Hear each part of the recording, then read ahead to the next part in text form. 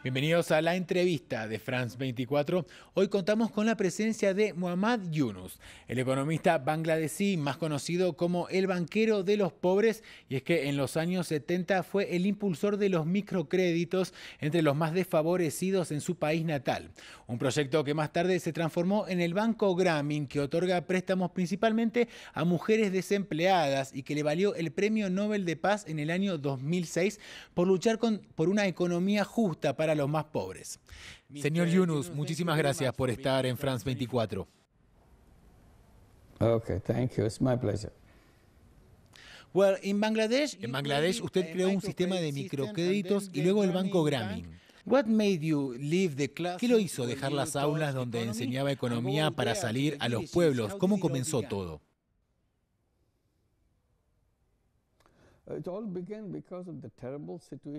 Todo comenzó con la situación tan terrible que había en Bangladesh a mediados de los años 70. Había muchísima pobreza y luego hubo una hambruna. La gente se estaba muriendo de hambre y yo daba clases sobre elegantes teorías económicas y me di cuenta que estas teorías no le servían a las personas. Quería ver si había alguna manera en la que pudiera serle útil a las personas del pueblo cercano que está cerca al campus de la universidad. Entonces empecé a ir a ese pueblo todos los días para conocer gente, para ver si podía ayudarle a alguien todos los días. Y aprendí mucho sobre el lugar y luego conocí a los usureros. Alguien le prestaba una pequeña cantidad de dinero a un vecino y luego le quitaba todo a ese mismo vecino. Es un proceso demasiado cruel, entonces empecé a ver si podía proteger de alguna manera a las víctimas de los usureros y pensé en cómo hacerlo. Se me ocurrió una idea.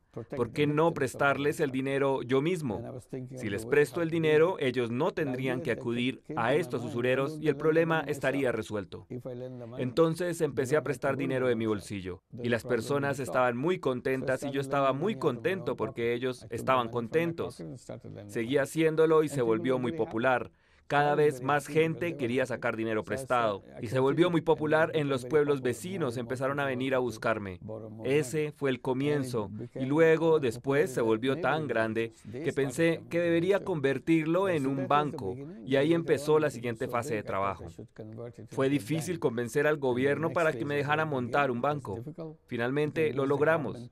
En 1983 nos convertimos en un banco. Empezamos en 1976 y en 1983 nos convertimos en un banco formal y seguimos expandiéndonos a lo largo del país. Y lo que hacíamos empezó a ser conocido como microcrédito, prestar dinero, una pequeña cantidad de dinero, sin intereses a las mujeres pobres. Usted hizo referencia a que el Banco Grameen es la evidencia de que los pobres son buenos pagadores. ¿A qué atribuye usted ese comportamiento y qué lección nos deja?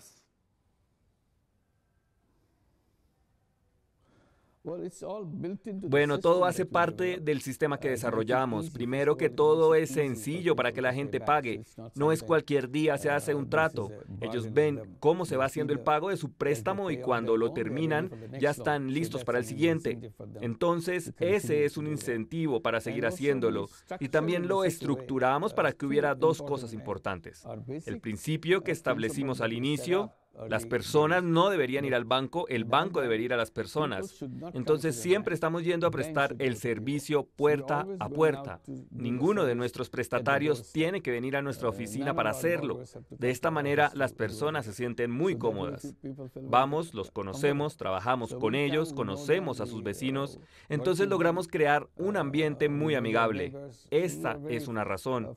La otra razón es que devolver el dinero es muy fácil. Se hace semanalmente. También nos ha ayudado nuestro sistema de grupos. 5 mujeres conforman un grupo, toman prestado el dinero y luego nos lo devuelven. Se apoyan entre ellas, se ayudan para asegurarse de que su negocio funcione. En nuestro banco no hay un abogado. Siempre digo que el Banco Grameen es el único banco del mundo que no tiene abogados. No dependemos de documentos legales, llamadas ni ese tipo de cosas. Resolvemos todo como seres humanos, trabajando juntos. Usted también dijo que es muy fácil dejar de ser pobre y que la pobreza puede ser erradicada. Si dejar de ser pobre es tan fácil, ¿cómo explicamos que existan millones de personas todavía viviendo en la pobreza? Y por otro lado, ¿es posible un mundo sin pobreza? It's very simple. It's all in our head, in our mind. Es muy sencillo. Todo está en nuestra cabeza, en nuestra mente. No prestamos atención al problema de la pobreza, es por eso que existe la pobreza. Si le prestáramos atención, la pobreza desaparecería rápidamente. Lo que debemos pensar sobre la pobreza está en nuestras políticas, entre nuestras instituciones. No tenemos ninguna institución para los pobres. Trato de explicarle esto a las personas de la siguiente manera. La pobreza no fue creada por las personas pobres, fue creada por el sistema que nosotros creamos. Todas las instituciones que hemos construido crearon la pobreza. Por ejemplo, fijémonos en las instituciones financieras. Todos los bancos se dedican a proveer servicios financieros para las personas más ricas. Entre más rico seas, más atractivo eres. Entonces, siempre están persiguiendo a los ricos. No le están poniendo atención a los pobres. Pero los recursos financieros son como oxígeno económico. Si no proveemos oxígeno, no pueden funcionar, no pueden activarse. Pero los pobres no tienen ese oxígeno, entonces siguen siendo pobres. En cuanto los conectamos con ese oxígeno financiero, reviven y se activan y empiezan a crear. De eso se trata el microcrédito, proveer oxígeno financiero para las personas. Y terminan cambiando sus vidas por completo. Y las mujeres analfabetas que viven en los pueblos, son igual de buenas emprendedoras como cualquier otro. El microcrédito sigue siendo un pie de página en el sistema financiero. Yo me pregunto, ¿por qué es un pie de página? Debería ser muy común. Deberíamos ponerle más atención a ese sector de la institución financiera en vez de estar financiando a las personas ricas, porque ellos ya tienen dinero, ya están instalados. Pero los pobres están al margen, quedaron completamente por fuera del sistema, entonces deberíamos estar dándoles prioridad. Cuando les demos prioridad, empezará a haber un cambio. Toda la riqueza del mundo se ha concentrado en manos de un pequeño grupo de personas. Creamos un sistema que resulta ser muy bueno dejando a las personas atrás. Debemos deshacer ese sistema y crear uno que reúna a las personas y les ayude a liberar su energía y a crear su propia vida. Mr. Yunus, usted recibió el Premio Nobel de Paz en 2006 por la importancia del Banco Grameen, pero también fue acusado de conductas como fraude fiscal, entre otras cuestiones. ¿A qué atribuye usted esas denuncias y críticas? A veces hay malentendidos, a veces las personas dicen cosas que realmente no quieren decir. El Banco Grameen es una organización muy transparente. Los dueños son los prestatarios y maneja su propio dinero, no recibe dinero externo. Entonces no entiendo cómo se pueden criticar este tipo de instituciones que no le hacen daño a nadie. Es un banco que provee sus propios servicios y cuyos dueños son los mismos prestatarios. Entonces no entiendo de qué lo acusan. A veces las personas utilizan la palabra microcrédito de una manera muy egoísta. Cualquiera que esté involucrado en el préstamo de dinero se llama a sí mismo prestador de un microcrédito, porque cree que eso es prestigioso, que es legítimo. Pero en realidad son usureros. Entonces las personas ven las actividades de los usureros y critican al microcrédito, incluyendo al Banco Grameen. Usted ha dicho también que todos los seres humanos nacen como emprendedores y no como buscadores de trabajo, y si todos nos convertimos en emprendedores, entonces no existiría el problema del desempleo. ¿Podría explicar un poco más esta hipótesis? Y además, ¿existe lugar en el mundo para que todos seamos emprendedores? Sí, así es cierto. Hoy en día, a todo el mundo se le pide que crea que todos debemos buscar trabajo, que todos debemos trabajar bajo el mando de otro. Eso es ridículo. Los seres humanos no nacieron para trabajar para alguien. Históricamente los seres humanos hemos sido independientes, hacemos todo por nuestra cuenta, creamos cosas por nuestra cuenta. Así fue como históricamente nos convertimos en cazadores, en recolectores, en granjeros. Históricamente no trabajábamos para nadie, solo hasta hace poco nos dijeron a causa del sistema capitalista que debíamos trabajar para un capitalista. Me gustaría ver que las personas reconozcan que emprender está en su ADN, que no es algo externo, pero ha sido olvidado.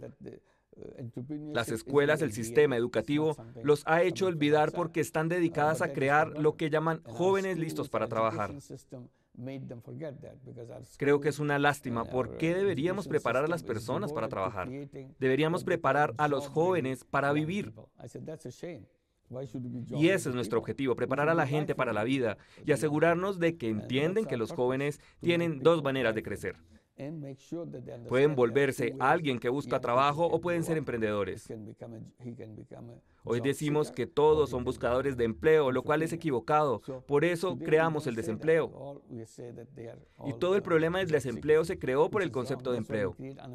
Si no existiera el concepto de empleo, no habría desempleo porque no estaríamos buscando empleo en primer lugar.